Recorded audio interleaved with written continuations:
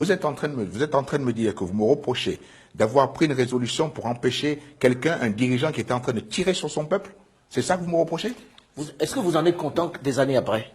De quoi? De sa disparition, de son assassinat. Moi, je ne veux pas me réjouir de la disparition de quelqu'un. Oui, mais dans le même temps, le résultat, il est catastrophique. Sur la question libérienne, est-ce que vous vous êtes pas un peu trompé, tous ceux qui ont pensé qu'il fallait dégommer Kadhafi, quand on voit le résultat aujourd'hui? Et deuxièmement, il est clairement établi, certains chefs d'État d'ailleurs le dénoncent, il s'agissait plus d'une manipulation que d'une véritable révolution en Libye. C'est facile, après coup, de venir parler. Maintenant, replongeons-nous dans le contexte. Il y avait une guerre civile, Kadhafi était en train de tirer sur son peuple. Combien de temps cette guerre civile? Non, mais la guerre civile venait d'où? Combien de temps cette guerre civile allait durer? C'est ce qui a été dit. Vous n'en savez rien.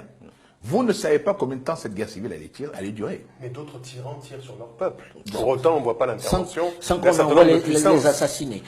C'est Autre d'autant plus, sujet, Monsieur le Président, que les conséquences sont dramatiques aujourd'hui. Est-ce Parce que vous que tout ce qui regrettez se cet passe acte-là, dans la justement? sous-région, notamment au Cameroun, au Nigeria, au Niger, avec les phénomènes au Tchad, avec Boko Haram, découle de la déconstruction. En partie. On ne peut pas dire que la raison principale n'est pas la Libye. Ça en est tout de même une conséquence. C'est une conséquence, mais ce n'est pas la raison principale. Encore une fois, messieurs, aujourd'hui, un dirigeant ne tire pas sur son peuple.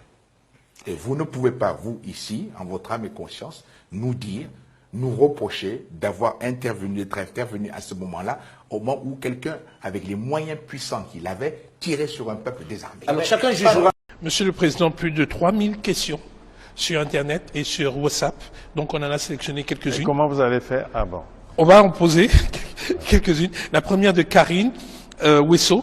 Où va l'argent des générations futures? Je vais poser les trois questions, une question et une réponse. Où va l'argent des générations futures? Ben, si les des générations futures, c'est qu'il est pour les générations futures et gardé pour cela. Et on ne va pas donner à cette demoiselle, non?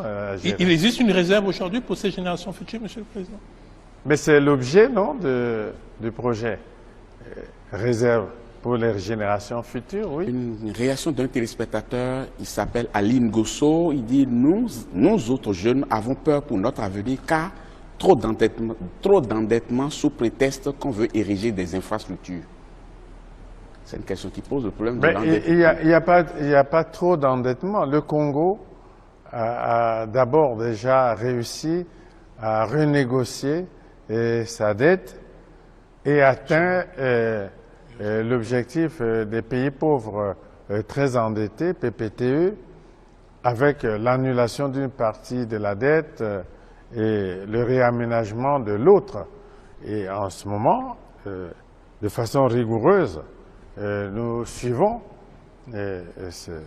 l'endettement du pays et on n'emprunte pas à n'importe quelle condition. Donc cette personne-là peut se tranquilliser et les équilibres financiers et macroéconomiques de notre pays sont surveillés par nous-mêmes et aussi par nos partenaires depuis que nous avons négocié et obtenu atteint le niveau d'achèvement de l'initiative PPTE. Donc elle peut se tranquilliser, cette personne. Nous sommes gouvernés par des fous, par des malades, et cela commence à se voir. Comment accepter, en effet, ces hésitations permanentes au sommet de l'État? Est-ce que vous avez remarqué à quel point la situation devient insupportable pour nos concitoyens? Avez-vous remarqué ce qui s'est passé avec l'attestation? Une attestation qui fait 2 pages, avec des astérix, des renvois, une incompréhension de la plupart de nos concitoyens. Et puis on apprend à l'instant que le gouvernement renonce à cette attestation pour tous les déplacements dans la limite de 10 km. Et qu'il faudra maintenant sortir son justificatif de domicile. Même pas une pièce d'identité. Le justificatif de domicile. On devient dans un système complètement fou. Alors je vous le dis, nous sommes gouvernés par des gens qui ne réfléchissent plus, qui sont en situation de panique. Ils nous ont inventé d'abord des règles incohérentes. Les collèges sont ouverts, mais des commerces sont fermés. Ils ont changé ensuite les catégories de commerce dits essentiels ou non essentiels. Ce matin, les fleuristes, les cordonniers ont eu la joie de voir qu'ils étaient autorisés.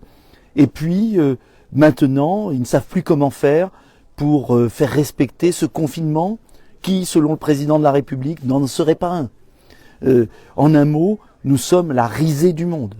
Il n'y a pas un pays dans le monde où des dirigeants se comportent ainsi. Il faut revenir à des choses simples. Le confinement n'a aucun sens, aucun intérêt. La Suède, qui n'a jamais confiné, a moins de morts que la France. L'enjeu, c'est le respect de certaines règles barrières. L'enjeu, c'est de ne pas faire de forme grave de la maladie. Et pour cela, il faut soigner. Soigner, c'est ce gouvernement qui multiplie les attestations, qui les change, qui fait des exceptions aux exceptions, qui refuse en revanche de prendre des décisions simples et claires que je réclame depuis des mois. Un contrôle strict des frontières, ce n'est toujours pas fait, des protections masques FFP2 pour les plus fragiles, et puis des soins. L'Institut Pasteur de Lille qui est freiné dans ses recherches alors qu'il y a une molécule qui permet d'éviter les formes graves, beaucoup plus simple d'ailleurs qu'un vaccin. L'ivermectine, qui est un antigale qui marche très bien et qui est autorisé en République tchèque et recommandé en République tchèque. La vitamine D, qui devrait être distribuée à tous les Français carencés. En un mot, il faut renforcer l'immunité de nos concitoyens face à ce virus. Et puis, il passera. Il faut relancer l'économie. Il faut rouvrir avec des respects de règles sanitaires. Mais nous sommes en vérité dans une logique de l'affolement et de l'enfermement, de la folie bureaucratique. Ce gouvernement doit partir. Ce président doit partir. On ne peut pas continuer à subir cela. Je vous invite à diffuser cette vidéo. Aujourd'hui, tous les Français ont compris que nous étions gouvernés par des guignols. Aujourd'hui, tous les Français se demandent